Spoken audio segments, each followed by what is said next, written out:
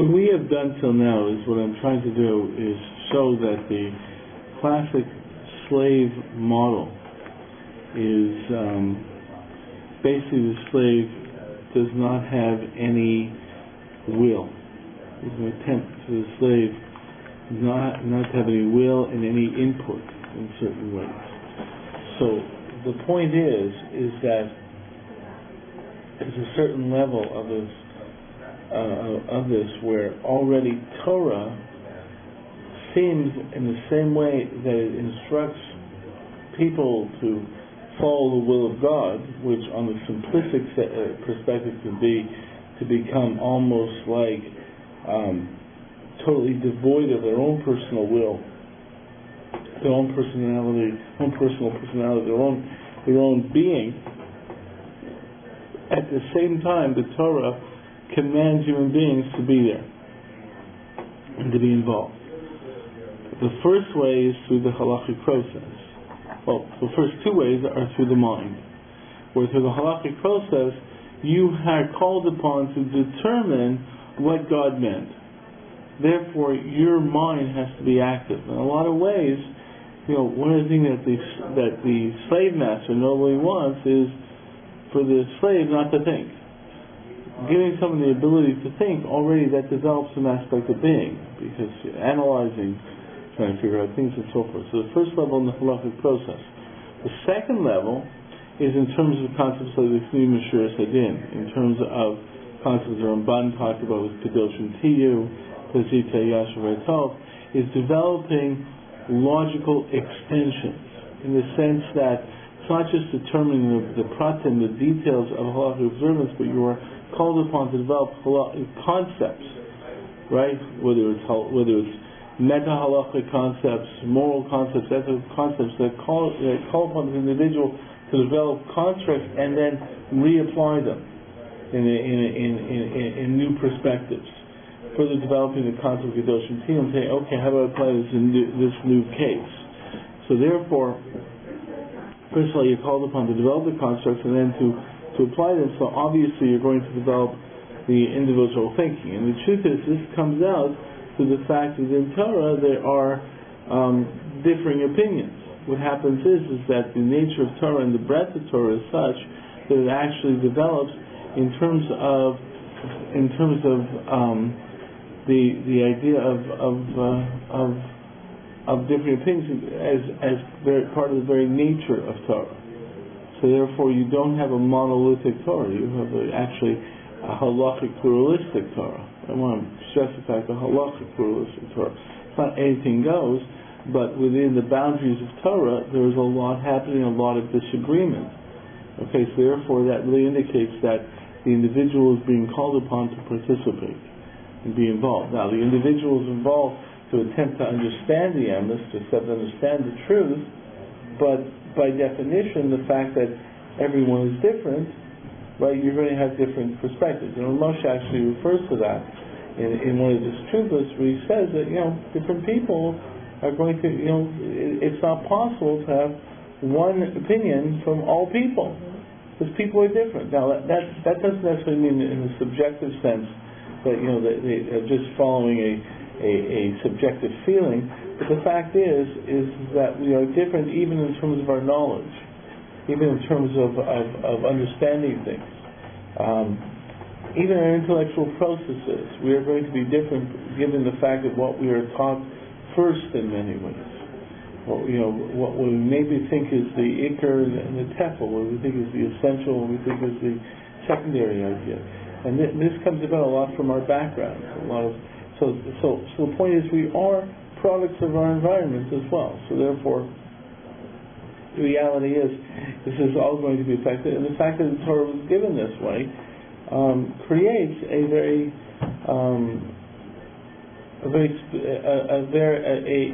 involvement of the individual, the development of the human will.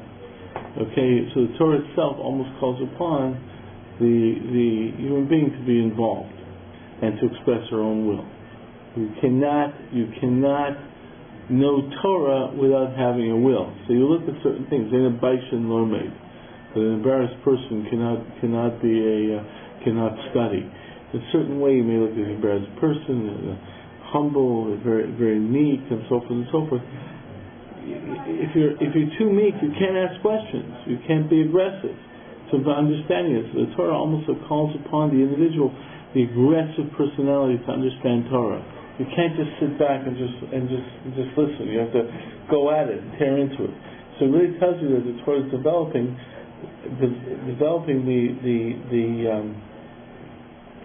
a more intense personality, more active personality. Okay, so that's what I want to right now. The truth is there a difficulty with this? Yes, of course there's a difficulty with this, because the truth is it's possible to lead to mistakes. Okay, in the history of Jewish thought, in many ways, it was people who tried to understand things and analyze things and came up with ideas, and with these ideas they created new problematic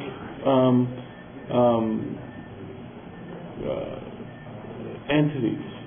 It's not by coincidence that you have such a challenge to Kabbalah, because Kabbalah developed new ideas and gave over reasons for everything. It was, in the simplistic viewpoint of halacha, do what you're told, it's one thing, but when you start trying to try and work out constructs and halachic things, you have to come up with at least theories and reasons or explanations for law. If you're told to work out these ideas, then you have to start thinking in terms of broader concepts, which in turn will lead to people challenging things. So for example,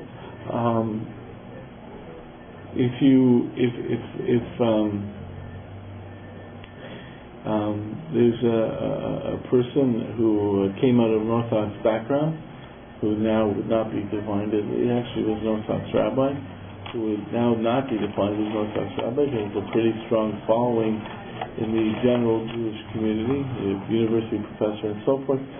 So he made a statement that if the use of psychedelic lights on Shabbos, use of some outside influence of Shabbos can increase your feeling of, this perception of what he calls a feeling feeling of dveikus, and increases your spirituality. So of course, because the whole purpose of Shabbos is to develop the idea of dveikus and closeness. So if you need if you need a little bit more to do, of course, that's incorrect. I mean, you talk in terms of the Gaon, and I want to make a lahabdil statement here, but obviously, that was always the concern, that you get involved in these ideas of concern with Chassidus. Then you're gonna break down the law and so forth. And there's praises of Vilna Gaon that he never deviated from the Shulchan Aruch or whatever. But the point is that once you start thinking in terms of contracts, you come up with the idea that this is the purpose of the law, this is the reason behind it. So obviously you can apply it this way. And the truth is, the Torah itself calls upon individuals to do this analysis, to say, come up with ideas of values, chesed, and so forth. So when you're coming up with this value, all of a sudden, wait a second, this doesn't seem to be a chesed over here. Well, obviously chesed is more important than come with other arguments and so forth. So, we're developing that perspective. Anyways, so now, what I want to do today is I want to take this even further, because there's another step now. Because right now we've been talking in terms of the mind, ideas, concepts, what is chesed, in a objective, intellectual way.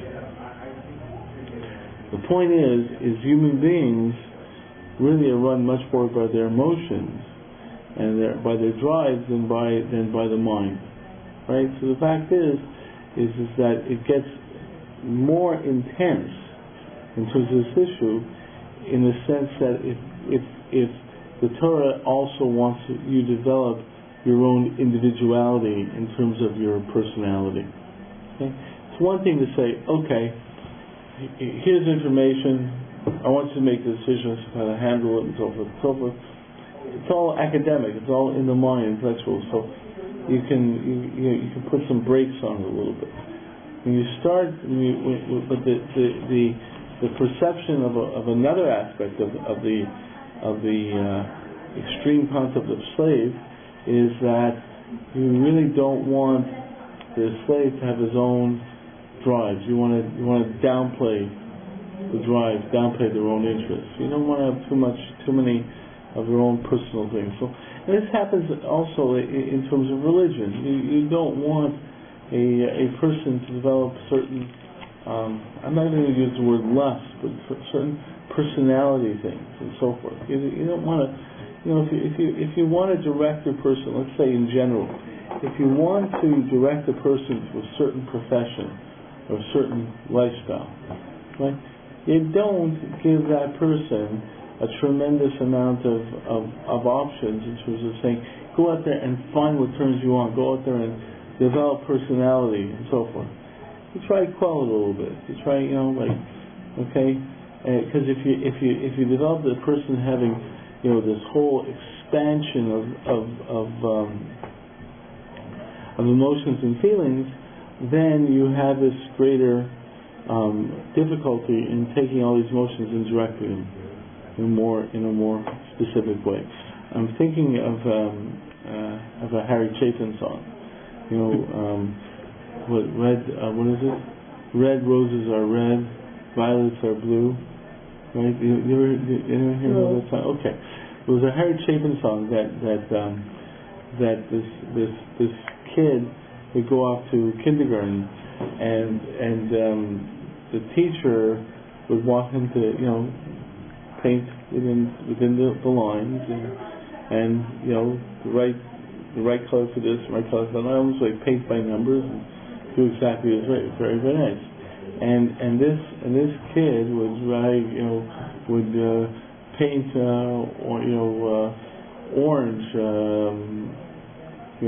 orange flowers or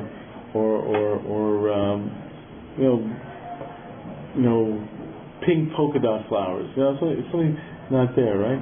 And the teacher would go upset. No, you can't do it that way. And Chapin had this line: "There's so many colors in the rainbow." And this thing like, let the kid go wild a little bit. Let's have some imagination and let it develop. And the point is that if you have a very strict perception of what people should be doing, you really want to cut down the imagination a little bit, which comes down to cutting down their own personal interests and so forth. Giving a guideline. Pardon? Giving a guideline. Right. The fact is, obviously, Torah gives guidelines, but the truth is, what you want to do is create this kind of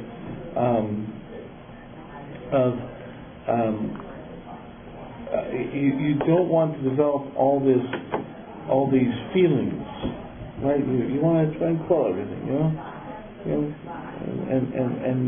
and not constantly develop emotions and so forth.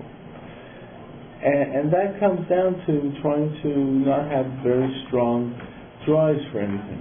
Okay? In certain ways, you see this also in terms of any drive. I mean, the fact is, if you really want people to have certain, be good little citizens, you don't even want them to be totally driven by helping the poor, or you don't want the emotions to drive them. If you really want to create order, you don't want to have these emotions coming in, and it may even be good emotions, like helping out others. Because any strong emotion can take over and push you away. So yes, we can is good when you're running for president. Right. But the fact is that there's certain things. It's dangerous. Pardon?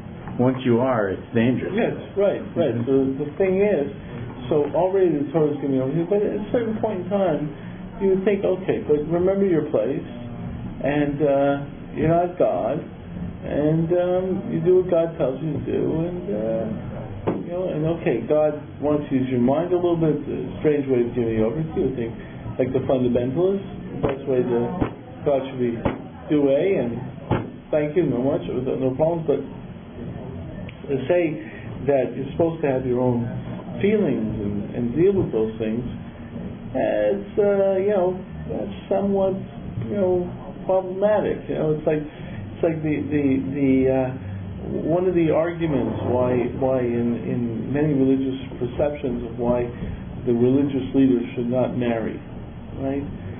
In a sense that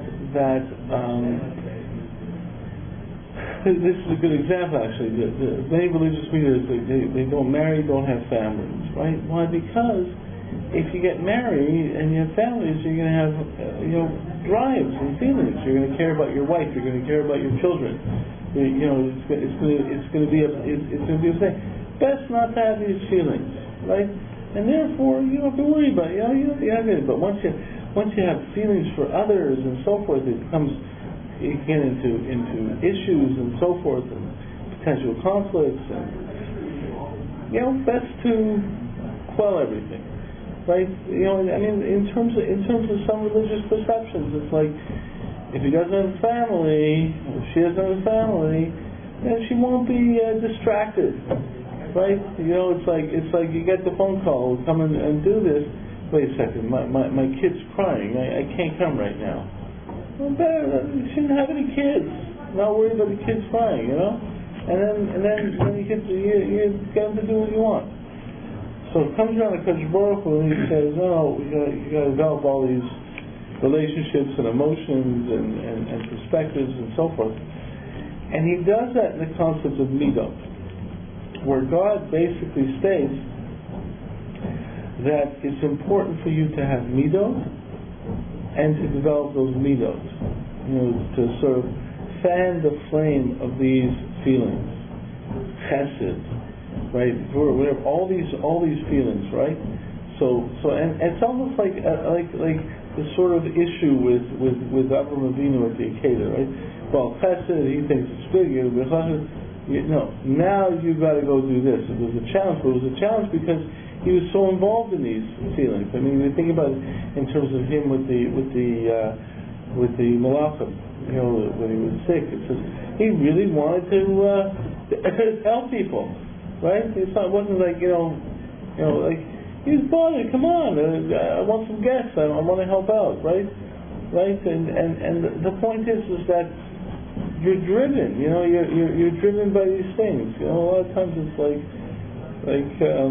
the perspective a lot of times of the religious personality is almost like, in certain ways, there's a perception the best way to be a follower is by sort of waiting around until you get orders. You don't really want to. I'm just sitting here, minding my own business, twiddling my fingers. I don't really have any drive to do anything, and when I get my orders, I'll be ready and do it. All of a sudden, no, you're supposed to want to do things, and okay, I want to do this, I want to do this, I want to do that. Well, now I'm telling you, do that, do this. No, but I really want to do this, so I'm telling you to do that. So much more. So the fact is that also part of the issue of Torah. So the point is a certain way it is, because we are told to develop our midot. We are told to develop our emotions and to develop our feelings.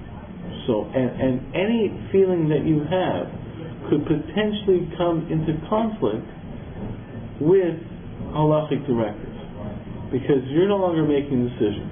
For example, the Chovas Levava says there's Chovas Pulit, in other words, there are actions of the body, physical actions you're supposed to do. Then he has a term, the name of the book, Chovas Levava, obligations of the heart. Now you would think, okay, something like love God and some of them, religion, God centered. But then he talks about loving your neighbor, right? You love your neighbor. Okay, so now develop a real strong caring for your fellow Jew, right?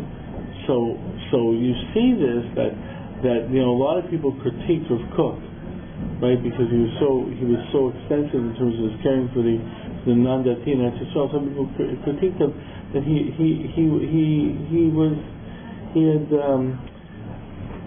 over-applied Ahavas Yisrael. He over-applied Ahavas Yisrael. He over-applied his love to the Jewish people. Now, the truth is that I'm not necessarily agreeing with that statement, but the very fact they can make that statement, that it's the idea that there's a drive, there's a feeling, and it can lead to a mistake because you're so overtaken by the drive. So for the simple response to it is, don't have so much feelings. You don't have, then you'll never make mistakes. But they were able to throw out this idea that he had these feelings. So that really comes from the concept of Chofetz Levalos, where it specifically says, "V'habdarecha kamocha," is a commandment in your heart. Is the implication that you can train a person to have more or less of these feelings? I don't know if it's a matter of training them. Training them really, it's sort of like childhood.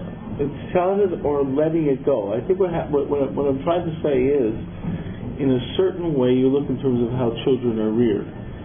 Okay, and I guess that's where I get back to the Chapin song.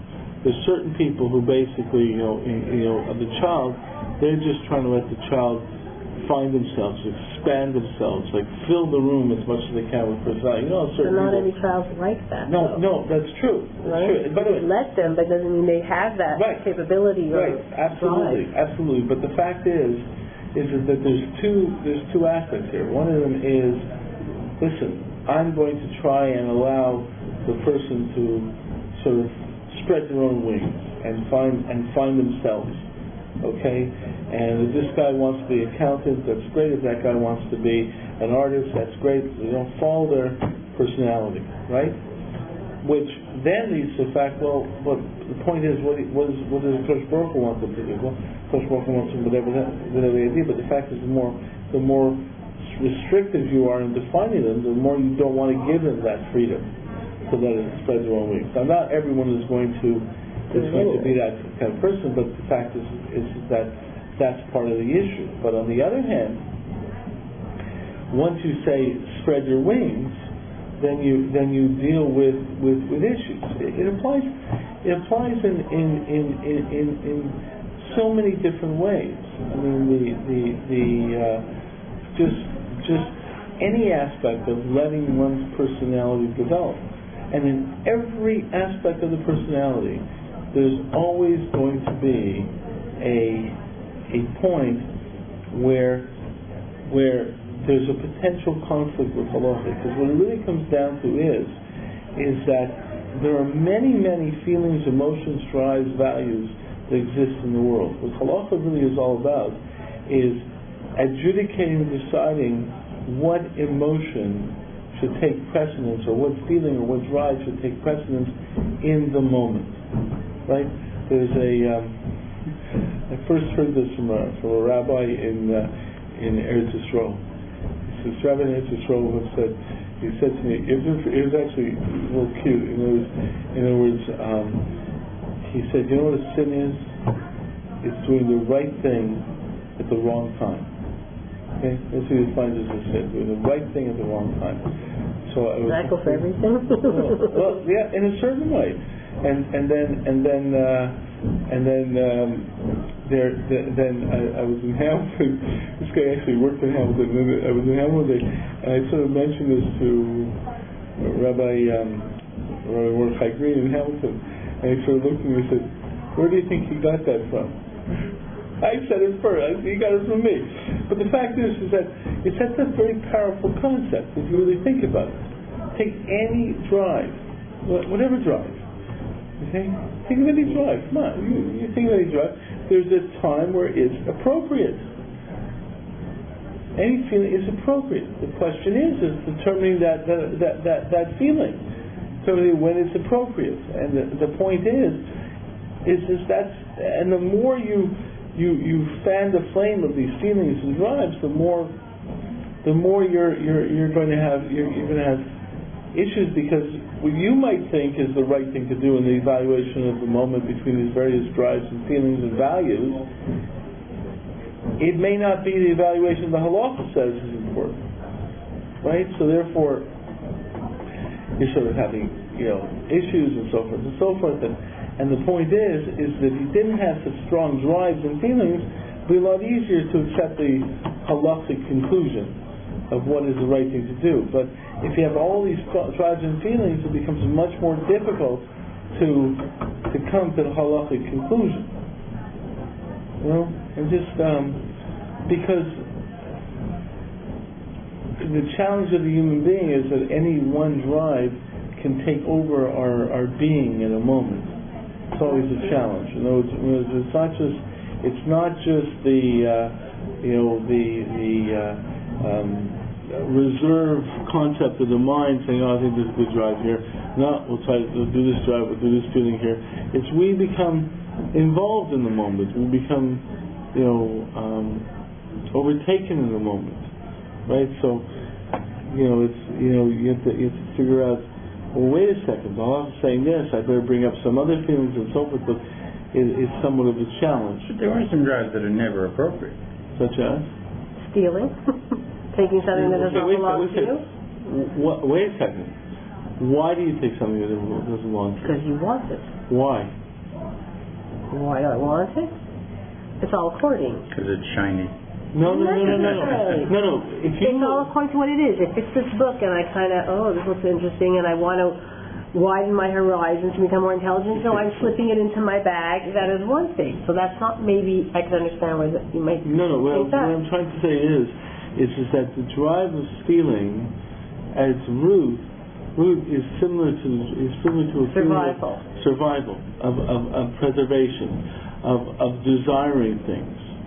But it isn't. But it's not anymore. No. When a person chops a chocolate bar, whatever. It's not about survival. Okay, but whatever drive. Drive. Okay, but whatever drive is involved, what I'm contending is whatever drive is involved, you go to that root drive and you can say, you know something? There's an appropriateness of this drive in a specific situation. This is not the specific situation. It may be different drives. Why a person steals a chocolate bar with a kleptomaniac, I don't know. But what I'm saying, but it might be that the person has some aspect of wanting to acquire things, some aspect of acquisition. There's, for example, the word says that kinat sofrim, right? Jealousy among it's kinat sofrim Hebrew Torah. That jealousy among scholars increases Torah wisdom. Okay? So the point is the idea of people saying, I want that. I want the Torah. Now there's an aspect of not trying to get angry at guys for the Torah, not to have covet the Torah, but the fact is you want Torah wisdom. Like you want to be the scholar. Right? You want to have that scholarship. Right? Then there's something about it that comes from positive drive. No. It's still negative one. But it's a question of acquiring specifically this. It still comes from the aspect of acquisition. It's an aspect of acquisition. So there's time the Gemara talks about the person talks about the Baal Chesed, who Pirkei Avos talks about different types of Baal Chesed. One is a guy who is remarkably generous. He gives, but doesn't want anyone else to give, right? Because he wants to be the giver, right? It's almost like an extreme messianic complex. But the fact is, it may actually arise from the fact that he wants to be the Baal Chesed, right? And he wants to have this feeling of helping others. Something if it comes to the point that you're upset if anyone else upset because you want to have that feeling of being the mitzvah. That might be right. It's what I'm getting to is a certain structure of my understanding of Torah, which and understanding of good and evil, which perhaps is important to clarify in the sense that evil is in certain ways the misapplication of a positive drive, right? For example, Avraham was Baal Chesed, right? His son, he had two sons. Yitzchak was Gvura, and Yishmael was spoilers. What? He was the spoilers. The term. He was of Chesed. Right. He did Chesed on himself. Well, no. What he did is that it was too. He misapplied the drive of Chesed, which leads to wellness. Like for example, Chesed has a lot to do with sexuality, right? Chesed has a lot to do with sexuality, And that's why there's a term by the Arayas, brother, sister, whatever. It's called chesed, right? That this in sexual connection is a chesed. Well, first of all, what does that mean? It's a chesed. It's an avera. What are you talking about? It's a major avera. It's a chesed. Why? Because what it is, it's an expansion of the drive to relate, to connect. It's almost like the Freudian concept of love. The Freudian concept of love is as he's defined it, he said that what he really meant by the drive he called eros was the drive to connect. I want to connect all people. I just want to go out there and bind with others. Well, you know something? You let that drive go wild, it means there's no boundaries. It means you have hippies. I really point this out in terms of the 60s. For you guys, free love and stuff like that. For you guys who are watching this, remember hippies is something part of the 60s. I mean, we're talking to people here in the shir who are old people, so they understand it. but the fact is that you think about this. It's free love, no boundaries. All we want to do is connect. It's like, and we look at. Can you imagine how wonderful the world would be if everybody connected and got along? There'd be a Coca-Cola commercial. There'd be a Coca-Cola commercial? Right. Absolutely. Right. There'd be no war. Right. Everybody So the point is that was the whole argument of the hippies, right? Right. This whole argument of the hippies, because it's a matter of feeling these emotions and just letting it go. And what happens to Avram? He means Avram, who already applied chesed correctly. Two came out of him. It was a begam in chesed, which is Shmuel, and Gevura, because you need Gevura to keep it done. Who came out of Yitzchak? Again, one was Yaakov Avinu, who was Tiseres, who synthesized Gevura and chesed, which is a completely different world. Who also, you're talking before about taking care of yourself. The guy who's a gun, if a lot of them is just driven to take care of himself. The fact is Yaakov Avinu was not a doormat. At some point in time, he said, "You know something? I've worked here. I'm entitled to some compensation, right? I'm entitled to some compensation." And he stole it. Right? What? And he stole it. No. He worked at a deal. He didn't really steal it. He worked at a deal. Because Baruch made sure How straight was the deal? Well, when you got God on your side, listen, this is what we're going to do. Anyone that defies the rules of nature, right, like this, will be mine. You get away. So Lavan says it's a great deal, except for one little problem. God's on Yaakov's side. And what did Lavan do? Lavan changed the deal. Okay, no. Now we'll do it this way. Fine. Guess what? It worked this way. It's tremendous. It's a great deal. I make a deal with you anyway, right? It's a great deal. We'll play the numbers. Pick a number from 1 to 100, and if you can pick 99 numbers, and those are the chances. Oh, that was the one number you didn't pick. Okay, let's do another one. I mean, it's tremendous. But the fact is that Yaakov, there was an aspect of Yaakov saying, "Hey, there's a correct entitlement here. He's got a family. He has a right to be rewarded. But was it Begam and Gevura? Who's the example of Begam and Gevura? Esav. And you look at that, and you look at Rome. Rome was a bunch of barbarians. Rome was orderly, right? Right. Exactly what they were doing. And the fact is that there was Gevura, but a Gevura that went wrong, and the Gevura that goes wrong, but the real Gevura is not a Amalek. They're real evil. The point is that these things happen. Now, the development. The point is that you might say, right, so we can never make the right decision. Right, there's all these values and ideas in the world going on out there. Let's face it, I can't make the right decision. Of course, not make the right decision. Best for me not to even feel these emotions. You know what I mean? You tell me A, I'll do A. Tell me B, I'll do B. Because if you tell me to feel all the emotions and all the values underneath that decision making, I'm for sure going to get it wrong, right? You tell me I have to know when I'm supposed to give and when I'm supposed to protect my assets, things like that. So I don't know. Is this a situation where, like I'm supposed to give this dollar to the poor person, or is this a situation where I should not give it? How am I supposed to know? Is this a case where I should give more tzedakah, less tzedakah? Is it a question that maybe my family needs? So what I'd like to do is, something, I like to have it clarified for me. You tell me I don't have any emotions.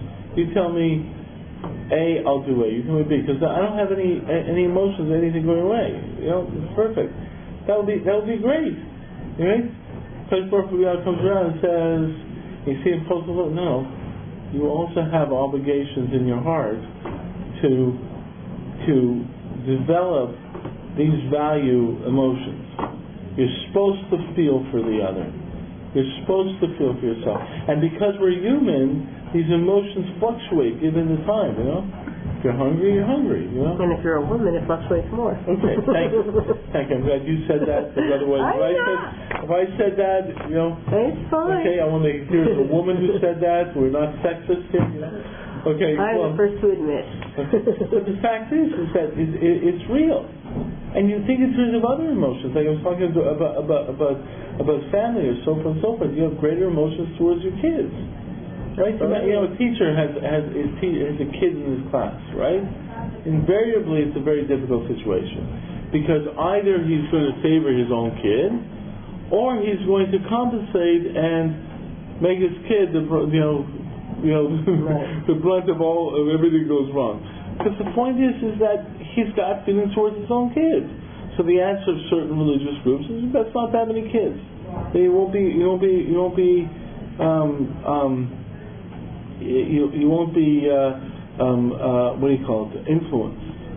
Okay? You won't make one decision. Comes around the Torah and says, no, you have to have kids. You have to develop those emotions towards your kids. Right? You have to focus on them.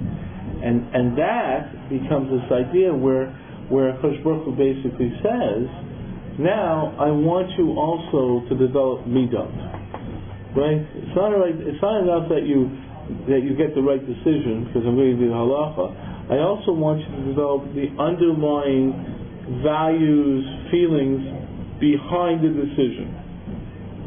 So you're actually supposed to. It's important for you to feel for the ani. It's important for you to do it. Like the Gemara says.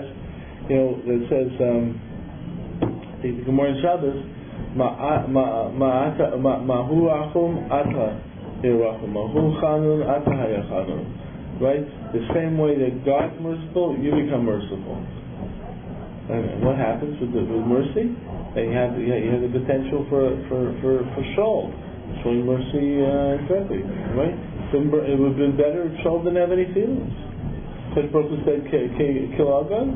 Comes around Kosh Baruch Hu and says, okay, now we're going to make it a little bit more difficult here. I want you actually to develop these midot. Okay, the same way God's merciful, you have to develop mercy. But now how do I know that we make the decision correctly? And you take all these emotions and all these feelings, it becomes an issue that, God's not just telling me here's the right decisions and telling me you got to do the actions.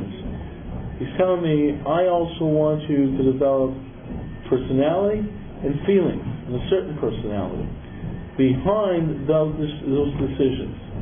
To understand the decisions, develop behind those decisions, and with the recognition that any time you develop those feelings, it's going to be a little bit more difficult for you.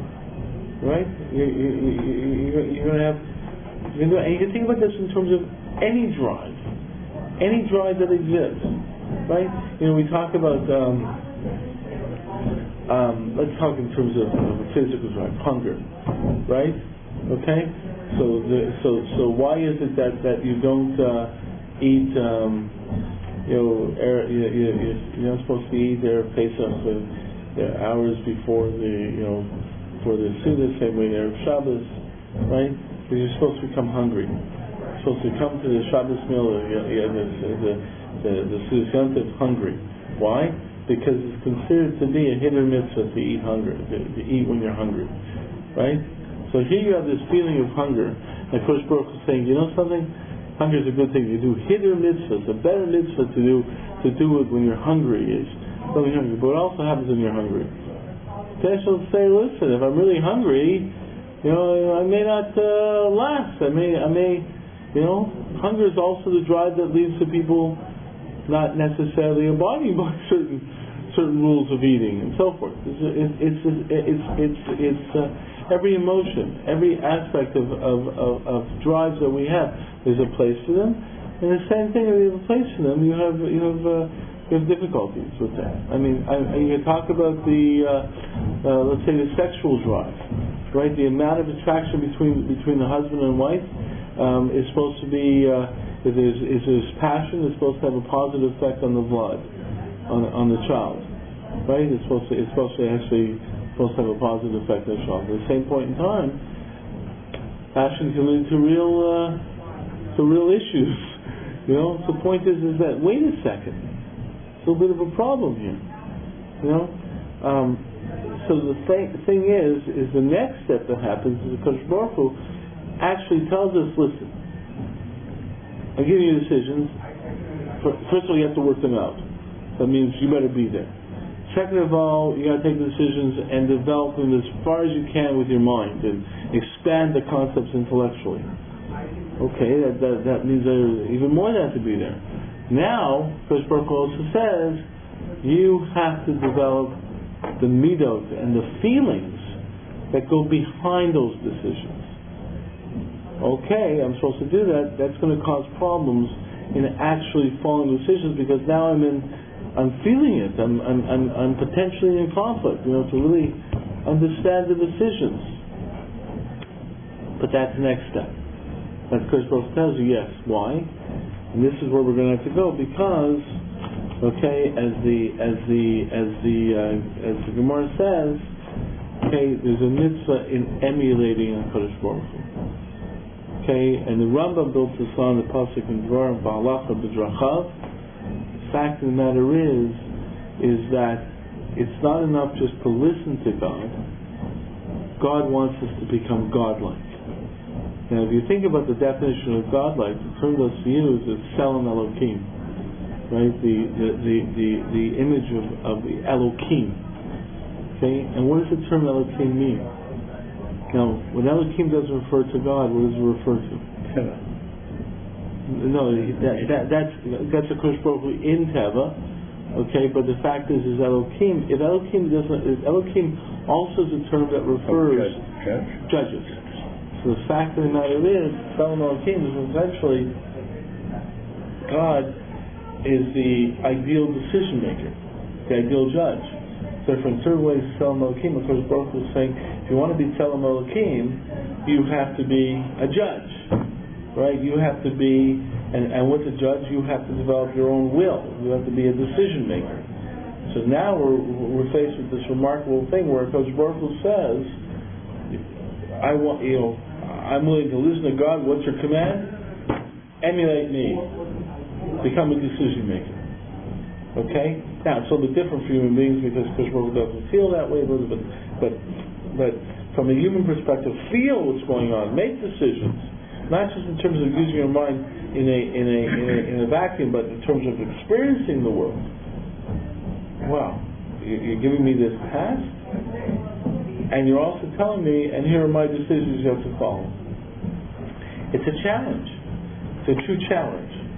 And that's where we're going from this thing is the investigation of this concept of the halakha of the drachot, of following a Kodesh Baruch Hu, which means that in the realm that we are commanded to follow God, that realm also commands us to emulate God, which includes being a bar hachi and being a decision maker, which creates a new issue.